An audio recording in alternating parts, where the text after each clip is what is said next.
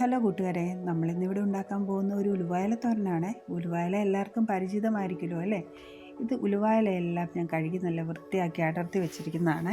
ഇതിന് വേണ്ട ചേരുവകളാണ് കുറച്ച് തേങ്ങ, ഒരു സവാള കൊത്തിയരിഞ്ഞത്, ഒരു പച്ചമുളക്, കുറച്ച് മഞ്ഞൾപ്പൊടി, കുറച്ച് ജീരകപ്പൊടിയും പിന്നെ ആവശ്യത്തിന് ഉപ്പും. ഇതെല്ലാം കൈകൊണ്ട് ഞാൻ നന്നായി മിക്സ് ചെയ്ത് വെച്ചിട്ടുണ്ട്. അതിനുശേഷം ഒരു പാൻ അടുപ്പിൽ വെച്ച് എണ്ണ ഒഴിച്ച് എണ്ണ ചൂടായ ശേഷം കടുകിട്ട് പൊട്ടിക്കുന്നുണ്ട്.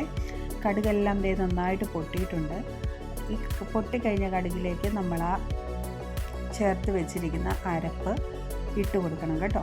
ഇട്ട് കൊടുത്ത് അതിൻ്റെ പച്ചമണം മാറുന്നിടം വരെ ഒന്ന് ഇളക്കി കൊടുക്കണേ. പിന്നെ ഇത് തുറന്ന് വെച്ച് കുക്ക് ചെയ്യാവുള്ളൂ, അടച്ച് വെക്കരുത്.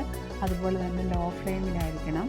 ഈ ഉലുവായില ഇട്ട് കഴിഞ്ഞ് അടച്ച് വെച്ചാലുള്ള പ്രശ്നം എന്താണെന്ന് വെച്ചാൽ അത് ഒട്ടിപ്പിടിച്ച് വെള്ളത്തോടു കൂടി ഇരിക്കും. അതുകൊണ്ടാണ് തുറന്ന് വെച്ച് തന്നെ കുക്ക് ചെയ്യാൻ പറയുന്നത്.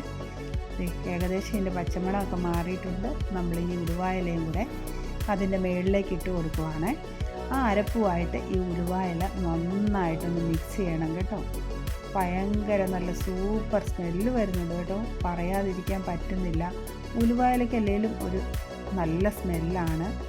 അത് നിങ്ങളിനി വാങ്ങിക്കുമ്പം തന്നെ ഒന്ന് ജസ്റ്റ് മണത്ത് നോക്കി അറിയാൻ പറ്റും, അത്രയ്ക്ക് നല്ല സ്മെല്ലാണ്. അത് 2 മിനിറ്റ് കഴിഞ്ഞപ്പോൾ നമ്മുടെ ഉലുവായില റെഡി ആയിട്ടുണ്ട് കേട്ടോ.